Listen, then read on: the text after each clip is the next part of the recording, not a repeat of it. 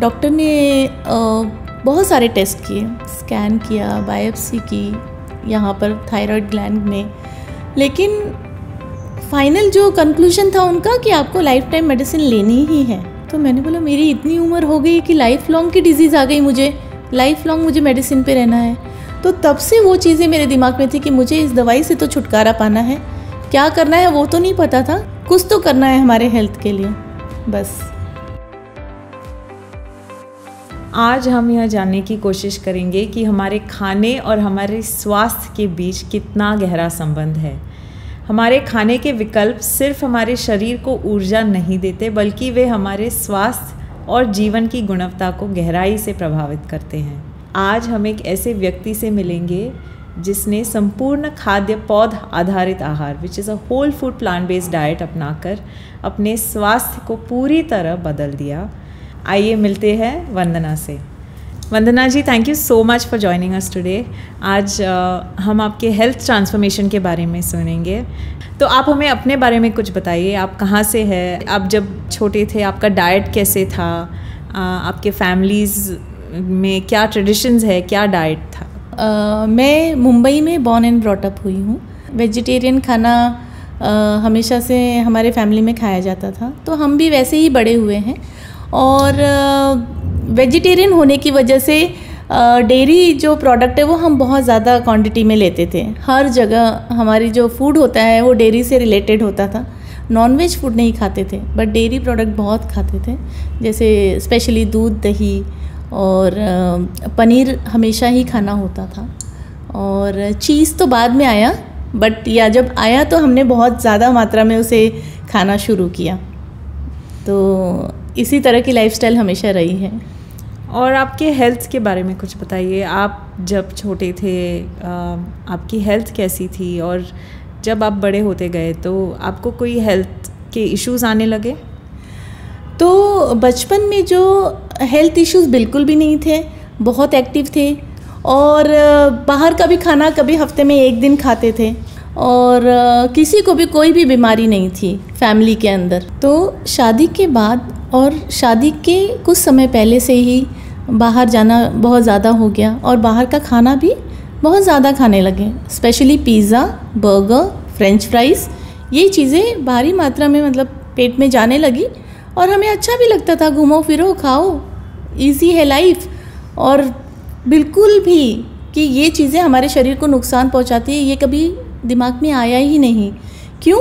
क्योंकि बचपन से कोई बीमारी थी नहीं, तो हमें नहीं लगता था कि खाने में भी हमें कुछ चूज़ करना पड़ेगा कि क्या सही है क्या गलत है। लेकिन वेजिटेरियन थी तो मुझे लगता था मैं तो कुछ गलत नहीं कर रही हूँ, मैं वेजिटेरियन हूँ तो मैं सब सही कर रही हूँ, तो मेरे खाने में कुछ भी गलत है ही नहीं। तो वो बिल्कुल भी दिमाग में नहीं था। और बहुत स्लिम ट्रिम, तो कभी ऐसे भी नहीं लगा कि अरे वज़न कम करना है, ये मत खाओ वो मत खाओ, कभी फैमिली में किसी ने कुछ बोला ही नहीं। तो इस तरह से जो खाने की आदत थी वो बदली हुई, चेंज हुई, और उसके बाद फिर डिज़ीज़ आनी शुरू हुई। तो आप हमें बताइए, ये जो डिज़ीज़ जो आया था आपको क्या था, और क्या एग्जैक्टली क्या हुआ था? तो मुझे मेरी प्रेगनेंसी के दौरान सन 2000 में मुझे पता चला कि मुझे हाइपोथायराइडिज्म की प्रॉब्लम है। एक डॉक्टर ने नोटिस किया और उन्होंने बोला कि हमें चेक करना चाहिए। डॉक्टर ने बहुत सारे टेस्ट किए, स्कैन किया, बायोप्सी की यहाँ पर थायराइड ग्लैंड में, लेकिन फाइनल जो कंक्लूजन था उनका कि आपको लाइफ टाइम मेडिसिन लेनी ही है।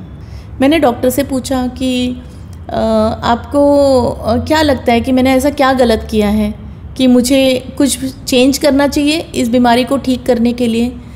तो डॉक्टर ने कहा कि कुछ भी करने की ज़रूरत नहीं है, आपको बस एक मेडिसिन ही खानी है।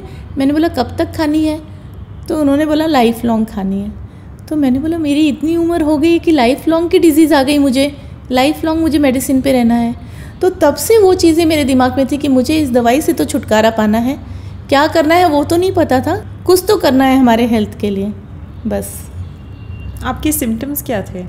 सिम्टम्स मूड स्विंग्स बहुत होते थे, समझ ही नहीं पड़ता था मैं ऐसे क्यों बिहेव कर रही हूँ। मुझे ऐसा लगता था कि मेरा नेचर गलत है, मैं ऐसे क्यों बिहेव कर रही हूँ, थोड़ी थोड़ी बातों पे मुझे गुस्सा क्यों आ रहा है। हेयर फॉल इतना हो रहा था, नेल इन्फेक्शंस बहुत बढ़ रहे थे और वेट बढ़ना शुरू हो गया और मेन जो सिम्टम्स था वो था हार्ट पल्पिटेशन। इतना ज़्यादा था वो कि पूरी फैमिली डर जाती थी कि ये हो क्या रहा है। अभी आप हमें बताइए कि आपका जो ट्रांसफॉर्मेशन हुआ वो कैसे हुआ, आपको कब पता चला कि आप जो खा रहे हैं वो आपके स्वास्थ्य को अफेक्ट कर रहा है? तो जब मुझे ये रियलाइज़ हुआ कि मुझे कुछ तो बदलाव करना है इस दवाइयों से छुटकारा पाने के लिए। मुझे दवा खाना बिल्कुल पसंद नहीं था, बट अब रोज़ सुबह मुझे वो याद करके मेडिसिन खाना होता था। तो मुझे इस आदत से तो छुटकारा पाना था, कैसे पाना था वो पता नहीं था।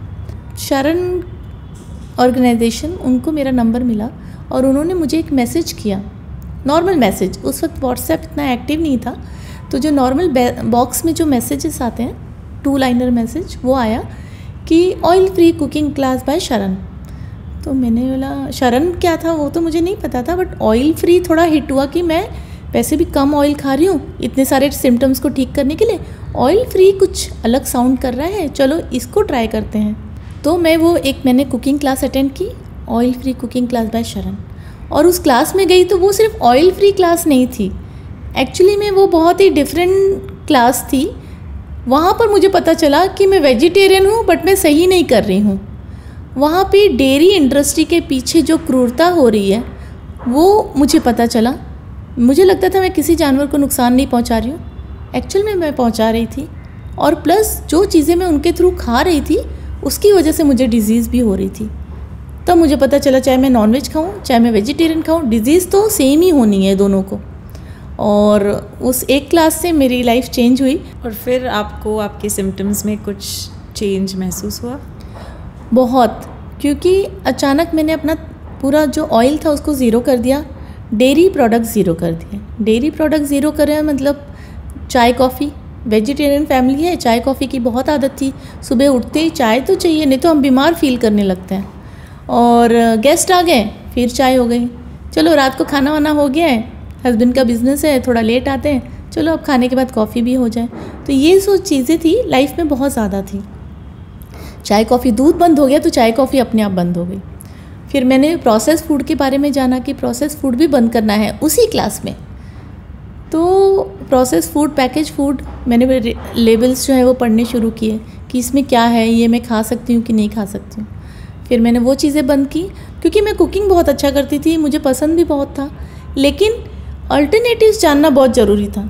क्योंकि आप ऐसे ही ब्लाइंडली सब कुछ बंद कर दो, फिर आप स्टाव आपको भूख लगी है, कुछ है नहीं खाने के लिए, और जो है भी वो टेस्टी नहीं है, तो खाना टेस्टी बनना बहुत ज़रूरी है।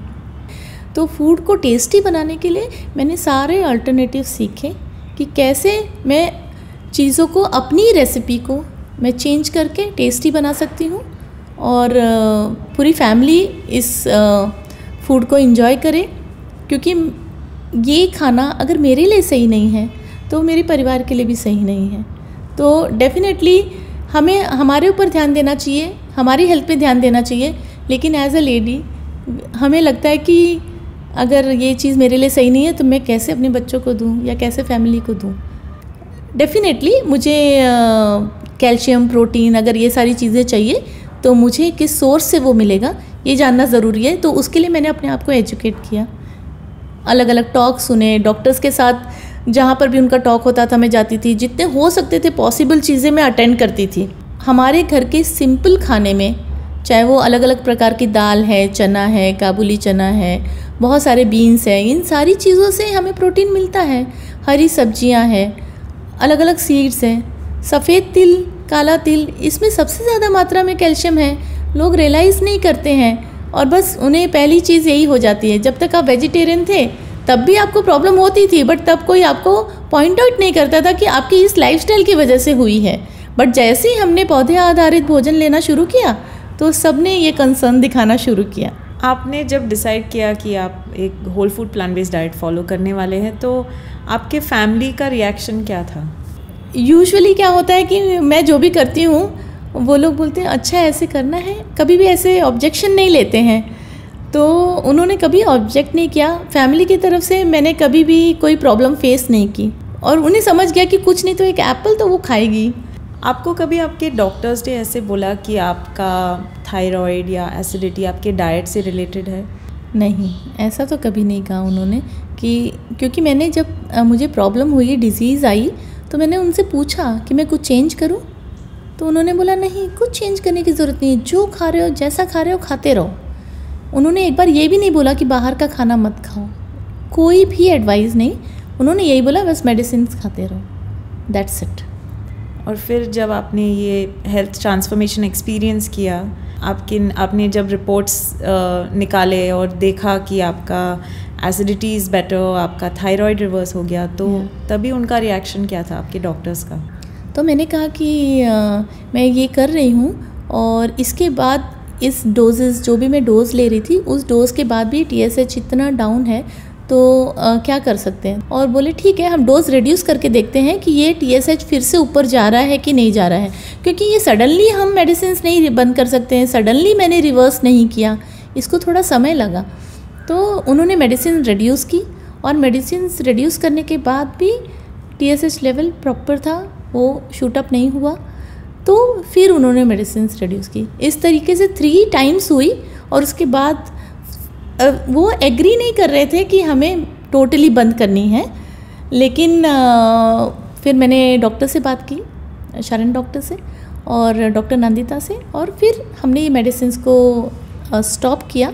और डॉक्टर ने भी कहा कि आप चेक करते रहना कि ये फिर से TSH ऊपर तो नहीं जा रहा है, और स्पेशली इसके लिए आपको विटामिन D और B12 का भी ध्यान रखना चाहिए, क्योंकि कभी कभी होता है कि हम सब कुछ सही कर रहे हैं, ये 2 चीज़ें अगर लो होंगी तो आपका जो ये TSH ऊपर आएगा और आपको लगेगा मैं तो सब कुछ कर रही हूँ, बट फिर भी ये प्रॉब्लम आ रही है। तो इसीलिए हर चीज़ों को बैलेंस रखना ज़रूरी है, फिर मेडिसिन की ज़रूरत नहीं पड़ेगी।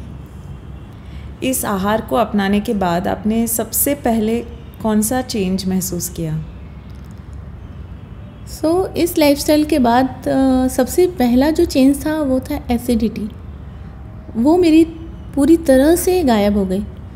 तो मुझे लगा कि नहीं, जो इतना हार्ड बर्न और मैं इतना सफ़र कर रही थी उस चीज़ से मुझे अराउंड 2 हफ्ते में छुटकारा मिल गया।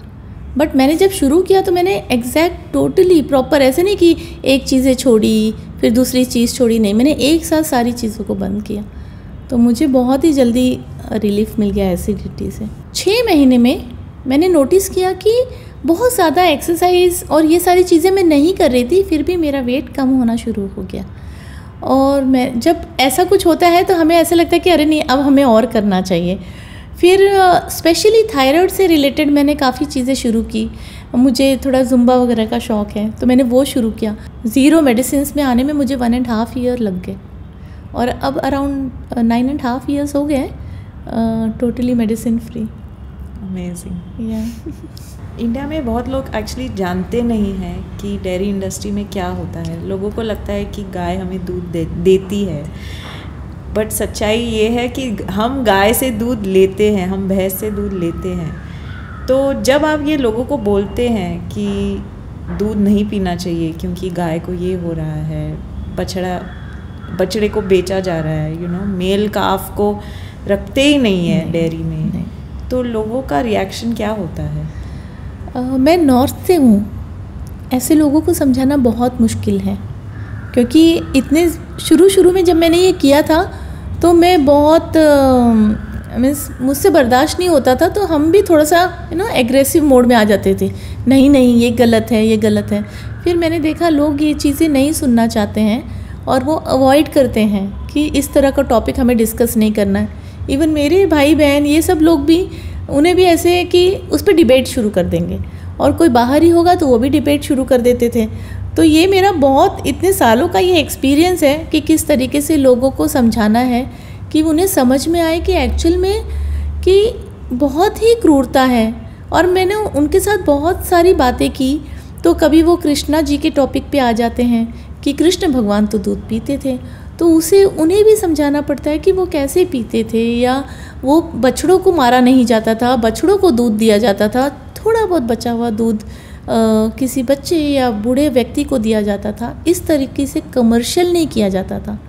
और जो गाय 17-18 साल जीने वाली है वो 5-6 साल में मर जा रही है, क्योंकि उसे हर साल प्रेग्नेंट करके एक बच्चा डिलीवर करवाए और फिर उनका दूध का इस्तेमाल करें। तो वो जो क्रूरता है वो बहुत ख़राब है। मैं अपनी जगह पर रखूं तो मेरे बच्चे को कोई मुझसे दूर करेगा तो मैं तो बर्दाश्त नहीं कर सकती। तो उन्हें भी फीलिंग्स है, निर्जीव नहीं है, तो इसलिए हमें उनके फीलिंग्स के साथ खिलवाड़ नहीं करना चाहिए।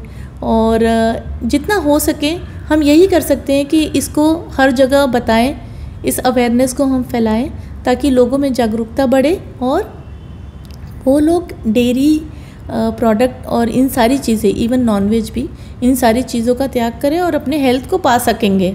और प्लस जानवरों को आप बचाएंगे, उनकी लाइफ बचाएंगे और उन पर जो भी अत्याचार हो रहा है उसके लिए आप एक आवाज़ बन सकते हैं, क्योंकि वो बोल नहीं सकते तो हम जो चाहते हैं उनके साथ करते हैं, तो ये सही नहीं है। एक संपूर्ण पौधे आधारित भोजन में क्या क्या खा सकते हैं? जी, तो पौधे आधारित भोजन और जो वीगन खाना होता है, दोनों में काफ़ी फ़र्क है। वीगन खाना जो होता है, वीगन फूड जो सब बोलते हैं, उसमें आप पौधे, जो भी आपको पौधों से मिलते हैं वो आहार आप खाते हैं, लेकिन पौधों से हमें, जैसे आप सींग दाना या मूंगफली ले लीजिए, वो भी पौधों में ही होता है, लेकिन उसमें से तेल भी निकलता है। तो हम मूंगफली चाहे तो खा सकते हैं, लेकिन अब हम उसको मशीनों में डाल के जो फाइबर है उसको फेंक कर उसका तेल खाते हैं, तो वो तेल हमें नुकसान करता है। अगर आप वो तेल और फाइबर दोनों एक साथ खाएंगे तो जो फाइबर है वो तेल को होल्ड करके रखता है और आपके शरीर से निकलने में आपकी मदद करता है। लेकिन जब आप उन चीज़ों को प्रोसेस कर देते हैं तो आपको नुकसान पहुंचाता है। तो ये चीज़ें सब चीज़ों पर लागू होती है। ये जो चीज़ है चीनी यानी शक्कर, इस पे भी लागू होती है। तो आप वो प्रोसेस फूड नहीं खा सकते हैं। पैकेज फूड जो है उसमें बहुत सारे प्रिजर्वेटिव और केमिकल्स होते हैं, वो हमें नहीं खाना चाहिए। जो स्वीटनर है वो नेचुरल स्वीटनर लेना चाहिए। तो हमें जो संपूर्ण पौधे आधारित भोजन है उसमें हमें पॉलिश चावल, सफ़ेद चावल नहीं खाना चाहिए। हम ब्राउन राइस खा सकते हैं, रेड राइस खा सकते हैं, ब्लैक राइस भी खा सकते हैं, बहुत अलग अलग तरह के मिलेट्स खा सकते हैं हम। और जो प्रोसेस ऑयल है उसकी जगह हम होल सीड्स खा सकते हैं। जैसे तिल का तेल है उसकी जगह तिल खा सकते हैं, मूंगफली के तेल की जगह मूंगफली खा सकते हैं, शुगर की जगह हम खजूर, किशमिश, नेचुरल स्वीटनर का इस्तेमाल कर सकते हैं। और हम प्रोसेस चीज़ों का और पैकेज फूड बिल्कुल नहीं खाते हैं। आप हमें अपने डाइट के बारे में कुछ बताइए, आप रोज़ क्या खाते हैं? मेरे दिन की शुरुआत मैं हमेशा ग्रीन स्मूदी से करती हूँ, तो जिसमें मैं सिर्फ हरे पत्तेदार सब्जियाँ लेती हूँ, उसमें सिर्फ पत्ते होते हैं और फ्रोज़न फ्रूट्स लेती हूँ। तो मैं जैसे ऑर्गेनिक बनाना लेके पील करके उसे कंटेनर में रख देती हूँ, मॉर्निंग में उसे निकाल के और उसमें कुछ हरी पत्तियाँ डालती हूँ अलग अलग तरीके की। तुलसी है, बेसिल है, कड़ी पत्ता है, मिंट है, पालक है। रोज़ मैं अपनी जो हरी सब्जियां हैं उसे बदलती रहती हूँ और इसे ग्राइंड करके मैं ग्रीन स्मूदी बनाती हूँ और मेरा मॉर्निंग का ब्रेकफास्ट वही होता है। तो ग्रीन स्मूदी, उसके साथ कुछ सीजनल फल फ्रूट, बस। उसके बाद अगर मुझे लग रहा है कि मुझे ब्रेकफास्ट करना है, ऑयल फ्री नाश्ता बनाती हूँ और जिसमें जो रेगुलर जो भी आप नाश्ता बनाते हैं उसे आप ऑयल फ्री बनाइए और डेयरी फ्री भी होना चाहिए। तो ये मैं ब्रेकफास्ट में लेती हूँ, बट मैं कोशिश यही करती हूँ कि मैं 1 गिलास की जगह 2 गिलास ग्रीन स्मूदी ले लूँ और ब्रेकफास्ट ना करूँ। और उसके बाद लंच, तो लंच में जो सबसे पहली चीज़ होती है वो एक अच्छा बिग बोल ऑफ सैलड। मुझे सैलड खाना बहुत पसंद है, तो मैं एक बोल भर के सैलड खाती हूँ। और सैलड के बाद मैं हमेशा एक ग्रेन अपने लंच में इंक्लूड करती हूँ, या तो वो ब्राउन राइस होगा या तो मिलेट की रोटी होगी और उसके साथ दाल, थोड़ी पकी हुई सब्जियाँ, डिफरेंट टाइप की चटनियाँ होती हैं। तो किस तरीके से मैं एक्स्ट्रा ग्रीन्स अपने फूड में इंक्लूड कर सकती हूँ, तो वो मेरा लंच होता है। इवनिंग स्नैक्स जो होते हैं उसमें मैं ट्राई करती हूँ कि मैं फ्रूट ही खाऊँ, या तो मैं कोई चाट बनाना पसंद करती हूँ। स्वीट पोटैटो चाट है, आलू चाट है, तो ये सारी चीज़ें but whole food plant based होती हैं, टोटली ऑयल फ्री होती हैं। और मैं हमेशा फ्रिज में कुछ चटनियाँ रेडी रखती हूँ, डेट और टैमरिंड की चटनी, ग्रीन चटनी, रेड चटनी लाइक गार्लिक रेड चिली चटनी। तो किसी में भी ऑयल की ज़रूरत नहीं है, शुगर की ज़रूरत नहीं है। तो ये चटनियाँ की जो बॉटल्स होती है वो रेडी होती हैं। तो जब चाहिए आपने थोड़े से वेजिटेबल्स को स्टीम किया, थोड़े फाइन चॉप अनियन टमाटो डाले, चटनियाँ डाली और आपका चाट रेडी है। तो चाट खाना पसंद करती हूँ। डिनर में मैं सूप और सैलड ही लेती हूँ, और बिकॉज़ हैवी डिनर मुझे पसंद नहीं है। और मैं ट्राई करती हूँ कि 6:30 to 7 के पहले ही डिनर में कंप्लीट कर लूँ, ताकि मुझे जब मैं उसके 2 घंटे बाद सोने जाऊँ तो मुझे हैवी महसूस ना हो। ये सब सुन के बहुत लोग ओवरवेल्म हो जाते हैं, क्योंकि उनको लगता है कि अभी कुछ खाने के लिए बचा ही नहीं है। तो आपका उनके लिए क्या एडवाइस है? तो जब मैंने शुरू किया था मुझे भी ऐसा लगता था। एक्चुअली मुझे ऐसा नहीं लगता था, लेकिन मैं जब किसी के यहाँ जाती थी तो उन्हें ऐसा लगता था कि अरे तो संत महात्मा आ गए, इन्हें क्या दूँ। तो मैं समझाती थी कि मैं नींबू पानी भी पी सकती हूँ, है ना, मैं फ्रूट्स भी खा सकती हूँ, इवन आपके घर का सिंपल सा खाना भी खा सकती हूँ। लेकिन इसका मतलब ये नहीं है कि मैं कुछ नहीं खा सकती या आप मुझे कुछ दे ही नहीं सकते। एक्चुअल में मुझे ये फील है कि बहुत ही आसान है। जो भी नई शुरुआत कर रहा है थोड़ा सा पेशेंस रखिए, और अब तो इतनी ईजिली आप बाहर खाना खाने जाइए, आप समझा दीजिए, आपको वैसा ही खाना मिलेगा। डोसा खाने जाती हूँ तो मैं बोल देती हूँ मेरे लिए बटर तो मना ही है, लेकिन मैं बोलती हूँ तेल भी मत डालो। उनका तवा इतना सीजनड होता है कि बिना एक ड्रॉप ऑयल के भी वो मुझे डोसा बना के दे देते हैं। तो कभी बाहर जाना है तो ऐसा नहीं कि आप बाहर जा रहे हो घर से खाना लेकर ही जाना है, नहीं, बाहर इजीली आपको खाना अवेलेबल हो जाता है। तो आपको पता होना चाहिए कि किस तरीके से थोड़े से इंस्ट्रक्शंस देने हैं, और उसके बाद बहुत ईजी हो जाता है। आने वाले समय में यह और आसान हो जाएगा। तो ये आप बिल्कुल भी घबराइए नहीं कि आप इस लाइफस्टाइल को फॉलो नहीं कर सकते हैं, बहुत ही सरल है।